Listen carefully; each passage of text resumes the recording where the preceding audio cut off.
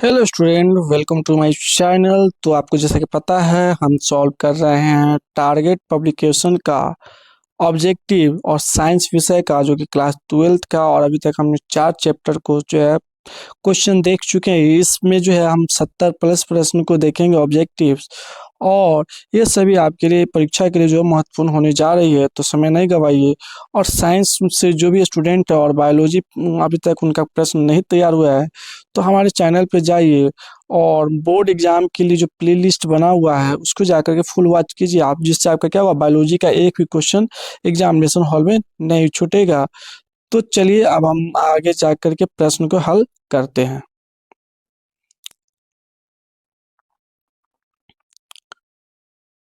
तो हम इस वीडियो में जो है पंचवा लेसन जो है वंशागति और विभिन्नता के सिद्धांत है, इसका प्रश्न को हम देखेंगे। और इसमें कुल 70 प्लस जो है यहाँ पे प्रश्न हम लोग हल करेंगे।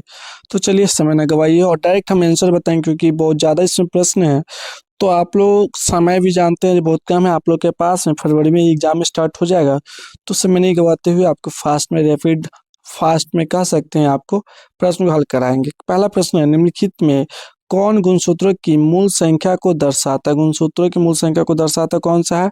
एन नंबर जो है दर्शाता है। फिर अगला प्रश्न को देखिए, दूसरा प्रश्न, निम्नलिखित में कौन में से कार्य मनुष्य की त्वचा का रंग कैसे निर्धारित होता है?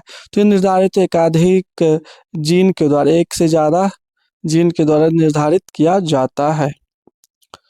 चलिए तीसरा प्रश्न है, निम्नलिखित में किसने म्यूटॉन सिट्रॉन और एवं जो है रेकॉन पद प्रतिपादित किया है? तो ये किया है एस बेंजर ने। एस बेंजर ने क्या किया था? म्यूटॉन सिट्रॉन और रेकॉन पद प्रतिपादित किया था।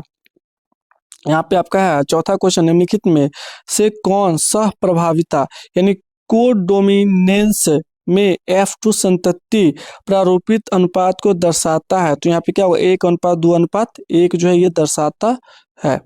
इसी के साथ पश्चिमा प्रश्न को हम लोग देखते हैं। कहता है महिला रूपी लक्षण वाले पुरुष को क्या कहते हैं? इसे कहते हैं गाइनेंड्रोमार्फ। गाइनेंड्रोमार्फ इसे कहते हैं। फिर अगला क्वेश्चन क्या है? कहता है न्यूरोस्पोरा में 8 एस्कोस्पोर कैसे बनते हैं? तो ये बनते हैं कैसे? एक अर्धसूत्री और एक समसूत्री विभाजन से इसका निर्माण होता है। राइट आंसर हो जाएगा डी नंबर, इसका राइट आंसर हो जाएगा। चलिए अगला क्वेश्चन है, मनुष्य में सहलग्न समूह की संख्या कितनी है? तो ये 23 है। सहलग्न समूह की संख्या कितनी है? 23 यानी 46 समूह है ना, जोड़ा में होगा। 8वां क्वेश्चन है, निम्न में कौन लिंग सहलग्न गुण है? तो ये है क्या? वर्णांधता। वर्णांधता। चलिए 9वां प्रश्न हम लोग देखते हैं।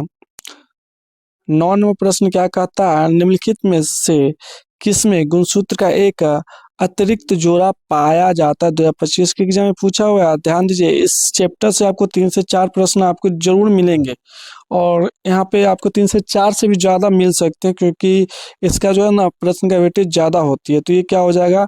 टेट्रासोमिक हो जाएगा। टेट्रासोमिक जो होगा जिसमें गुणसूत्र का एक से एक अतिरिक्त जोड़ा पाया जाएगा। फिर क्या? वंशागति का क्रोमोसोम सिद्धांत। वंशागति का कौन सा सिद्धांत? क्रोमोसोम सिद्धांत किसने प्रतिपादित किया था?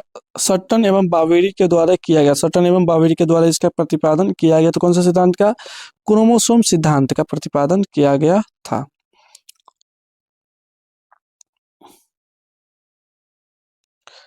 चलिए 11वें प्रश्न को देखते हैं। निम्नलिखित में से कौन क्रोमोसोमीय विकार नहीं है?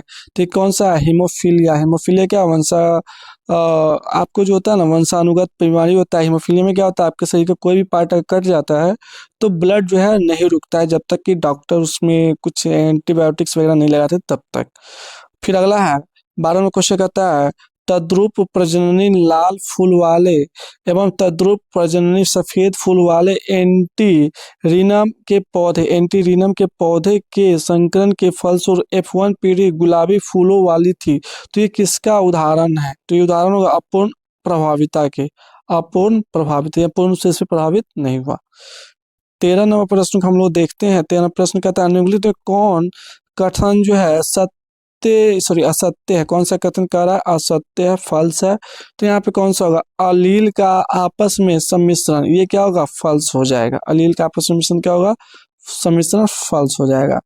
14वां क्वेश्चन है, स्वतंत्र अपव्यूहन के नियम का कोशिकीय आधार क्या है? स्वतंत्र अपव्यूहन के नियम का कोशिकीय आधार क्या है? तो इसका आप लोग आंसर दीजिए। तो ये क्या होगा? मेटाफेज 1 में क्रोमोसोम युग्म एक दूसरे से स्वतंत्र रूप में पंक्तिबद्ध होते हैं, ये इसका राइट आंसर हो जाएगा। उसके बाद अगला क्वेश्चन है, कह रहा है द्विसंकर परीक्षार्थ संकर अनुपात क्या है? तो यह 1:1:1:1 मतलब चार मरते क्या है? 1 है और बीच में 3 मरते अनुपात दिया हुआ है। फिर क्या है? एमनियोसेंटेसिस एक प्रक्रिया है। एमनियोसेंटेसिस क्या प्रक्रिया? एक प्रक्रिया भ्रूण में किसी अनुवांशिक रोग के निर्धारण की ये प्रक्रिया होती है। चलिए 17वां प्रश्न देखते हैं, स्वबहुगुणिता कृत्रिम रूप से प्रेरित की जाती है या जा सकती है, तो किसमें की जा सकती है? तो कॉलचिसिन द्वारा की जा सकती है। स्त्री में कौन से सूत्र होंगे? आपको जैसा पता है यहाँ पे हमारे पास कितना होता है? 46 जो होते हैं गुणसूत्र पाए जाते हैं, और महिलाओं में कितनी होती है? 44+XX पाए जाते हैं। यानी यहाँ पे क्या होगा? 44+XX होंगे, जो कि लिंग निर्धारण का काम यही सब जो है। आपको पुरुष में क्या होता है? 44+X और Y होता है गुणसूत्र, और महिलाएं 44+XX गुणसूत्र पाए जाते हैं। यहाँ पे एक संकर का जेनोटिपिक अनुपात क्या है? तो ये 1:2:1 होगा। 20वां क्वेश्चन कहता है, एक ही स्थान पर उपस्थित रहने वाली जीन जिनकी विभिन्न अभिव्यक्ति हो कहलाती है, क्या कहलाएगी? बहुअलील कहलाएगी। क्या कहलाएगी? बहुअलील कहलाएगी। 21वां प्रश्न है, कहता है सबसे अधिक तथा सबसे कम जीन वाले मानव गुणसूत्र इनमें से कौन सा है? तो ये क्या होगा? गुणसूत्र 1 एवं Y। गुणसूत्र 1 एवं Y क्या है? सबसे कम जीन और सबसे जो है गुणसूत्र वाली जीव है। कहता है दात्र कोशिका अरक्तता प्रदर्शित करती है, तो स्व प्रभाविता को ये प्रदर्शित करती है। अगला क्वेश्चन है 23वां क्वेश्चन, क्या कह रहा है? कह रहा है 21वें गुणसूत्र के ट्राइसोमी से कौन सी अनुवांशिक बीमारी होती है? बीमारी होने की बात कर रहा है, तो ये कौन सा होगा? डाउन सिंड्रोम नामक बीमारी होती है। 24वें प्रश्न को देखते हैं, एक सामान्य दृष्टि वाली महिला जिसके पिता वर्णांध है, मतलब देख नहीं सकते हैं, की शादी एक सामान्य दृष्टि वाले पुरुष से हो जाती है। यानी ना देखने वाले पिता की शादी जो होती है, वर्णांध है, मतलब अंधे है, और उस महिला की शादी जो होती है, उनकी पुत्री की शादी जो होती है एक सामान्य देखने वाले पुरुष से हो जाती है, तो उसके होने वाले पुत्र और पुत्री वर्णांधता की संभावना में से क्या है? यानी उनके बच्चे जो होंगे कितना % जो होंगे अंधे हो सकते हैं या नहीं हो सकते हैं? तो कह रहा है 25% वर्णांध पुत्र एवं लक्षण प्रारूपित सभी साधारण दृष्टि वाली पुत्री, यानी साधारण दृष्टि वाली पुत्री हो सकते हैं, लेकिन पुत्र क्या हो सकता है? 25% वर्णांध हो सकते हैं, यानी 25% नहीं देख सकते हैं।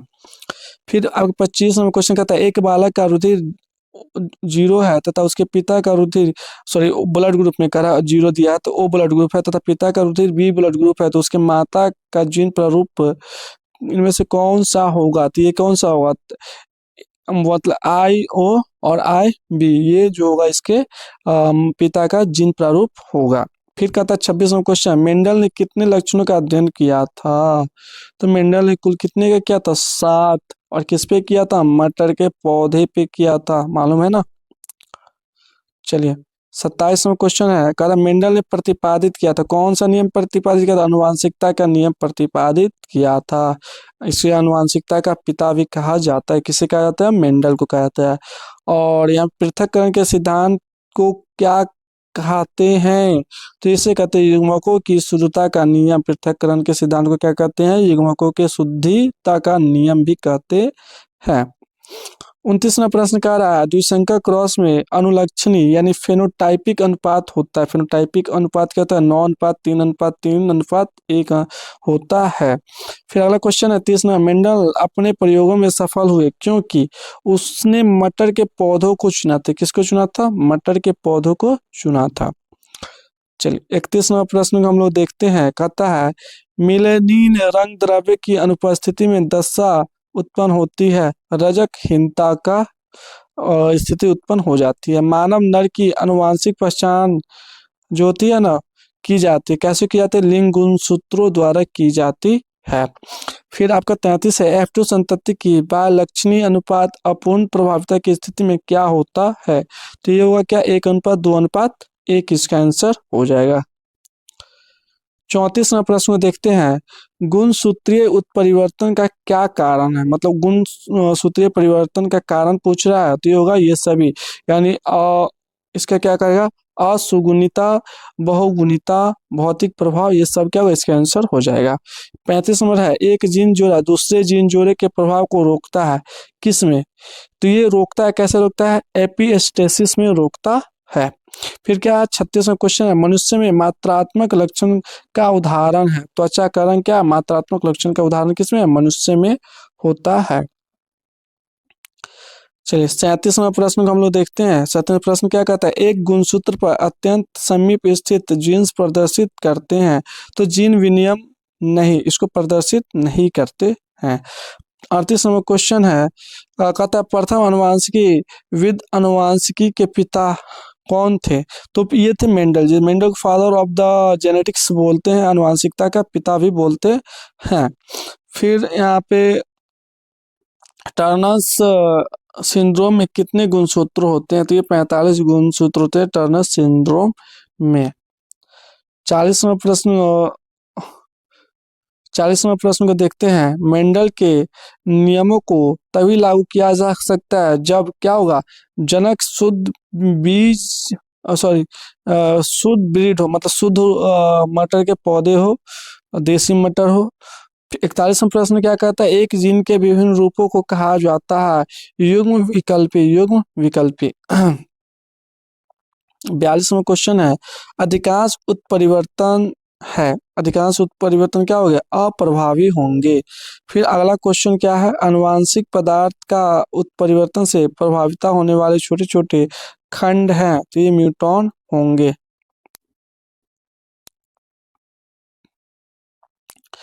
तो अगला क्वेश्चन आपको देखें तो कह रहा है वाई गुणसूत्र पर स्थित जीन्स है, क्या कहलाएगा? तो लिंग संलग्न जीन कहलाएगा।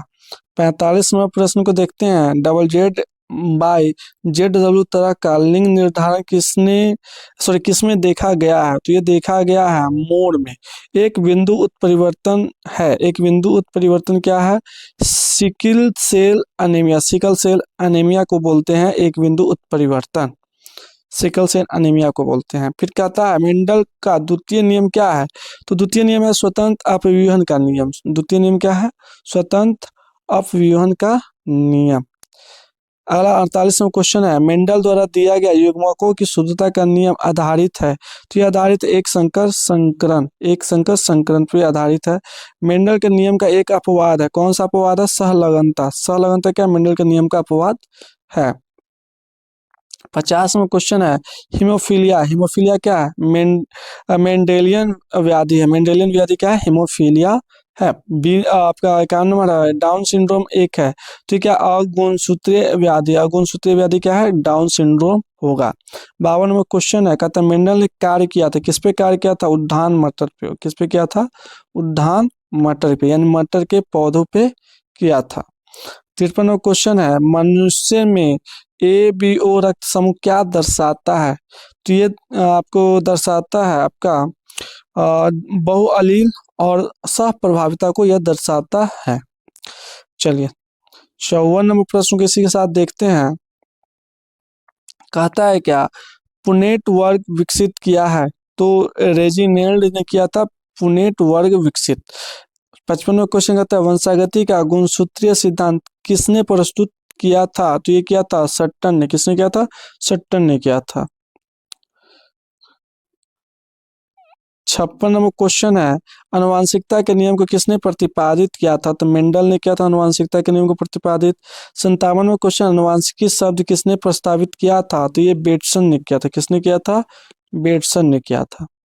58वां क्वेश्चन है हंसियाकार रुधिराणु अरक्तता में अमीना अम्ल यानी अमीनो अम्ल संगठक होता है तो बीटा श्रृंखला में वेलिन द्वारा ग्लूटेमिक अम्ल, बीटा कोशिका में वेलिन द्वारा ग्लूटेमिक अम्ल जो होता है इसका आंसर हो जाएगा। 59वां क्वेश्चन है मानव रुधिर ए बी वर्ग में क्या होगा, एंटीबॉडी अनुपस्थित होगा। मानव रुधिर ए बी वर्ग में क्या होगा, एंटीबॉडी अनुपस्थित होगा। फिर अगला क्वेश्चन है एक जीन का जोड़ा दूसरे जीन के जोड़े को प्रभाव को रोकता है जिसे कहते हैं एपीस्टेसिस। एपीस्टेसिस क्या होगा, एक जीन का जोड़ा दूसरे जीन के जोड़ा के प्रभाव को रोकेगा। 61 नंबर प्रश्न है कहता है मेंडल सहलगनता को किस कारण नहीं देख पाए, तो विनिमय के कारण। विनिमय के कारण मेंडल सहलगनता को नहीं देख पाए थे। 62 में क्वेश्चन है जीन विनिमय किस अवस्था में होता है, तो ये होता है पैक्टिन की अवस्था में। जीन विनिमय किस अवस्था में होती है, पैक्टिन की अवस्था में होती है। 63 नंबर प्रश्न को देखते हैं समीपस्थ स्थित एक गुणसूत्र के दो जीनों पर होंगे तो मुश्किल से कोई विनिमय इस पे होगा। और उसका 64 है मनुष्य में लिंग निर्धारण होता है। मनुष्य में लिंग निर्धारण क्या होता है, लिंग गुणसूत्र के विशिष्ट संयोग द्वारा होता है। 65 में क्वेश्चन है कानों पर बाल की बहुलता का जीन पाया जाता है तो ये पाया जाएगा वाई क्रोमोसोम पर पाया जाएगा। पूर्ण प्रभाविता अनुपस्थित पाया गया कहाँ पाया गया है, मिराविलिस जलापा में क्या पूर्ण प्रभाविता अनुपस्थित पाया गया है। फिर 67 में क्वेश्चन कहता है डाउन सिंड्रोम में गुणसूत्रों की संख्या कितनी होती है, तो ये होती है 48। डाउन सिंड्रोम में गुणसूत्रों की संख्या कितनी होती है, 48 होती है। 68 में प्रश्न है कई लक्षणों को प्रभावित करने वाला जीन क्या कहलाता है, तो ये कहलाता है प्लियोट्रॉपिक कहलाता है। चलिए इसके साथ 69 नंबर प्रश्न को हम लोग देख लेते हैं। कहता है विभिन्नताओं का स्रोत है तो विभिन्नता का स्रोत क्या है, उत्परिवर्तन होगा। 70 है क्रॉसिंग ओवर किस अवस्था में होता है, तो ये पैक्टिन की अवस्था में क्रॉसिंग ओवर की घटना होती है। बिंदु उत्परिवर्तन में एडेनिन ग्वानिन द्वारा प्रतिस्थापित होता है तो ट्रांसवर्सन में होता है। 72 में क्वेश्चन है ट्रिटिकम एस्टिवम क्या है, तो हेक्साप्लोइड है। और उसका 73 में क्वेश्चन एक क्रॉस में 1:2:1 का अनुपात क्या दर्शाता है, तो ये दर्शाता है आपका प्रभाविता के नियम को दर्शाता है। 74 में क्वेश्चन है इनमें से कौन सा रक्त समूह सार्वभौमिक रक्तदाता है, तो ओ रक्त समूह जो होते हैं ना सार्वभौमिक रक्तदाता होते हैं। और अगर बोला जाए सर्वग्राही तो ए बी रक्त ग्रुप जो होती है वो क्या होता है, सर्वग्राही रक्त समूह होती है। सर्वदाता ओ होगा और सर्वग्राही रक्त समूह क्या होगा, ए बी रक्त समूह होगा।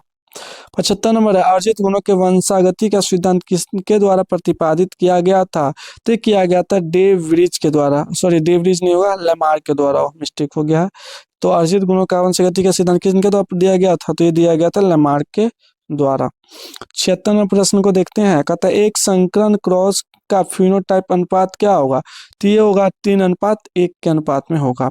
77 है मनुष्य में गुणसूत्रों की संख्या कितनी होगी, 44 + XY, यानी मनुष्य पुरुष क्या करते हैं ये नर और मादा होने का निश्चय करवाते हैं इनके गुणसूत्र। और अंतिम प्रश्न चैप्टर नंबर 5 का 78 नंबर। तो चैनल को अभी तक सब्सक्राइब नहीं किया तो पहले सब्सक्राइब कर लीजिए और बेल आइकन दबाना ना भूलिए और पूरे के पूरे वीडियो को वॉच जरूर कीजिए और दोस्तों में शेयर जरूर कीजिए। इसी के साथ हम 78 और अंतिम नंबर प्रश्न को सॉल्व करते हैं और बताते हैं इसका आंसर। इनमें कौन सा मेंडल का नियम व्यापक नहीं है, यहाँ पर देखिए नहीं बोल रहा है, तो कौन सा नियम इसका व्यापक नहीं होगा, तो आप जानते हैं स्वतंत्र अपव्यवन का नियम क्या होगा, इसका व्यापक नहीं होगा। इसी के साथ आपको जो है चैप्टर नंबर 5 का कुल 78 ऑब्जेक्टिव क्वेश्चन आपको बताए हैं, तो आप लोग चैनल को जरूर सब्सक्राइब कीजिए और कमेंट में फीडबैक जरूर दीजिए कैसा लगा आपके वीडियो। मिलते हैं आपका नेक्स्ट वीडियो में चैप्टर नंबर 6 के साथ, तब तक के लिए जय हिंद।